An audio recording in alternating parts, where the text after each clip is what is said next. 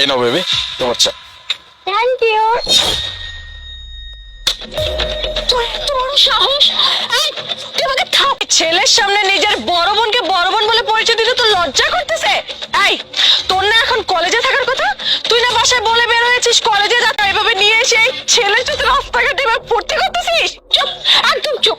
আর আলিফ, আলিফ দেখো আমি মেয়েটাকে চিনি না জানি না, এটা উঠে আসে একটা মেয়ে আমার বল হবে। এই এই মেয়ে সত্যি করে বল, সত্যি করে বল তুই আমার সাথে এমন কেন করতেছিস? এই মেয়ে, ও যখন বলতেছে যে তুই তুই এই ছেলের সাথে পালাবি, এই ছেলেকে বিয়ে করে ওর সাথে সংসার করবি, তাই তো এই বুদ্ধি করেছিস তোরা দুজন মিলে। কিন্তু শুন, আমি তা থেকে উঠে আসা বস্তির মেয়ে, যা ইচ্ছে তাই বলতেছ, তুমি কিছু বলতেছ, কিছু বলো ওকে। এই এবার কিন্তু বেশি বাড়াবাড়ি হয়ে যাচ্ছে। এই তুই ঘরের মেয়ে, আসলে ও কোনো বড়লোক ঘরের মেয়ে না। এই যে এসব পোশাক আশাক পরে রাস্তায় তোর সাথে যে ও ফুর্তি করতেছে না, এইসব পোশাক আশাক হচ্ছে ধারের ফ্যামিলির মেয়ে। এই, চুপ, একদম চুপ। এই, তুই কি সব বলতেছিস? এগুলো আমার ড্রেস, এগুলো ধার করা ড্রেস না। আর আমার সম্পর্কে তোর কোন, ও যখন বলছে ও তোকে চেনে না, তার মানে ও তোকে চেনে না। বারবার এক কথা কেন বলতে হচ্ছে? ঝামেলা হয়ে যাবে কিন্তু, বলে দিলাম, খুব খারাপ হবে। কি বললি?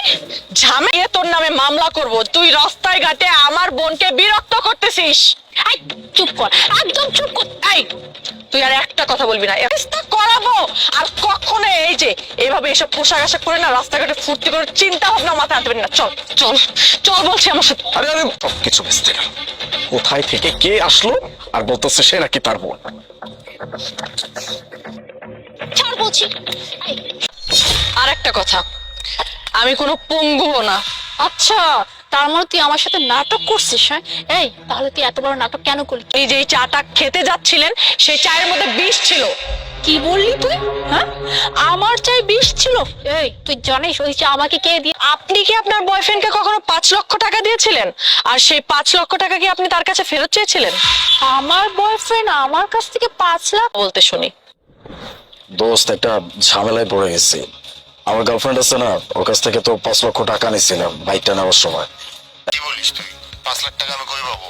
আর তাছাড়া আমি তো চাকরি বাকরি কিছু করি না, 5 লাখ টাকা আমি কই পাবো? তাই তার থেকে তো ভালো তোর একটা বুদ্ধি দেয়, মারা ফেলা, সব সমস্যা খতম।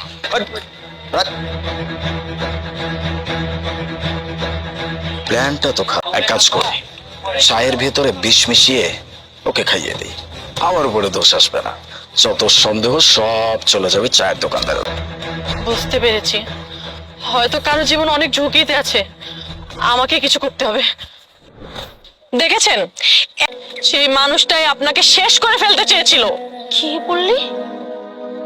আমার বয়ফ্রেন্ড সামান্য 5 লাখ? একজন মানুষ, আর মানুষ হিসেবে আমাদের কিছু দায়িত্ব কর্তব্য থাকে।